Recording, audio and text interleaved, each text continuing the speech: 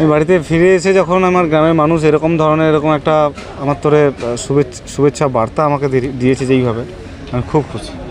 শুধু মানে গোটা ভারতবর্ষ নয়, আমার যে এখানে একটা ছোট্ট একটা গ্রাম জামিরটা, সেখানেও যে এই আনন্দে সবাই মানে সেই আনন্দের জ্বরে যেন সবাই কাবু হয়ে আছে।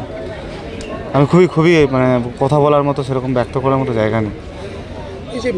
এই যে জিতার সময় 30 ওভারে 30 বল, হ্যাঁ, কীরকম লাগছিল সেই সময়টা?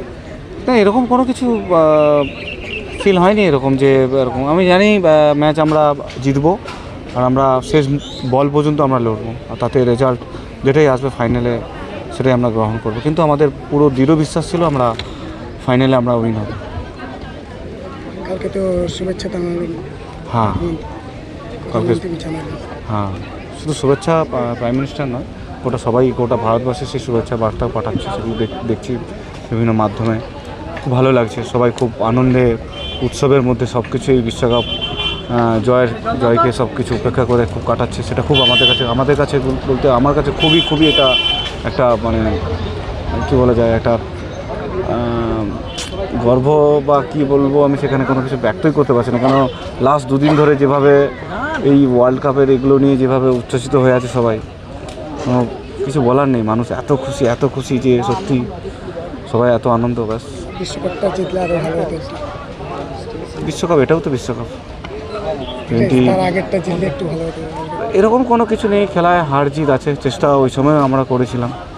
তো গড ওই সময় ঠিকঠাক করে সাপোর্ট আমাদের আসেনি, কিন্তু এইবারে এত দীর্ঘ চেষ্টার পরেও আমরা লড়ে ফাইনালের মধ্যে গেছি, দিয়ে সেখানে ফাইনাল জয় করতে পেরেছি। আমরা খুব আনন্দিত, আর সমস্ত দেশবাসীকেই আমরা এই জয়ের মানে কি বলা যায় অঙ্গীকার রাখি। তাদের এই মানে ভালোবাসা, তাদের এই আশীর্বাদ না হলে কোনোদিনও সম্ভব না। ফ্যামিলি কেমন খুশি?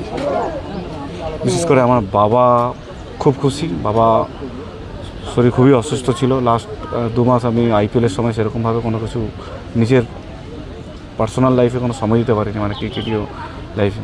তো এখন বাবা অনেকটা সুস্থ আছে। বাবা এরকম খবর পাওয়ার পর বাবা খুবই খুশি। শুধু বাবা কেন, আমার যারা খুব কাছের যারা আছে, ডক্টর মলয় পাল, শ্যামলেন্দু আদক, মনীষা আদক, আমার ওয়াইফ যে আমার প্রত্যেকটা মুহূর্তে আমার পাশে থাকে, হ্যাঁ, তো আমার মা, তো আরও সবাই মানে গোটা গ্রামের মানুষ যে এরকমভাবে পাশে থাকে, আমি খুব খুশি।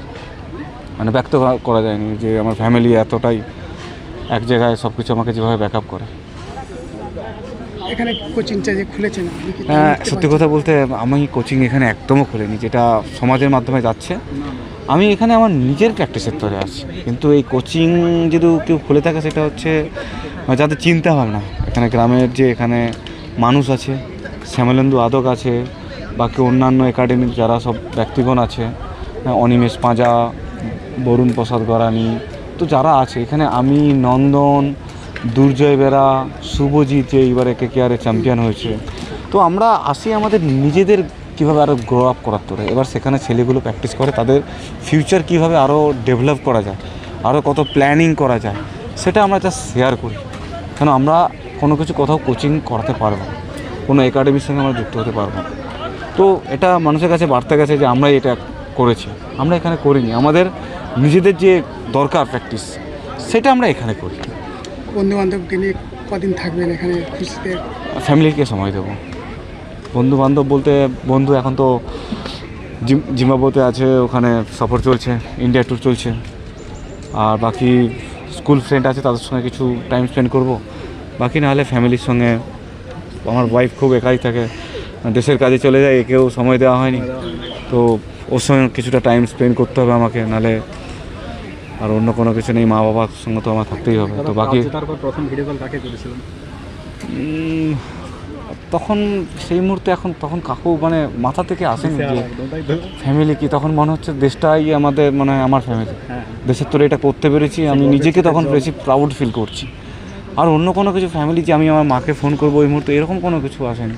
তখন দেশের হয়ে যে এত কিছু একটা ইভেন্টে আমরা জয়যুক্ত হয়েছি, সবাই কাঁদছে, সবাই মানে সেই কান্নাটা, আনন্দের যে কান্নাটা মানে কোথা থেকে মানে ব্যক্ত করা যায়নি।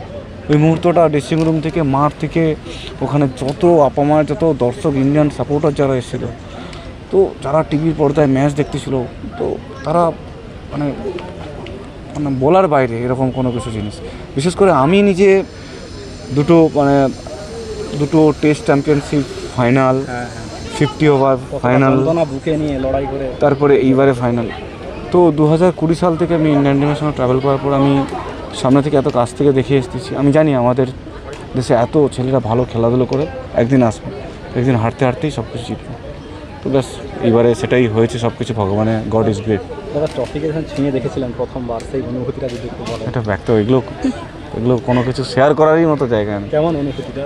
হ্যাঁ, অনুভূতি এরকম কিছুই মানে 100, ওটা পেরো না, স্বপ্ন থেকে মানে পেরো না।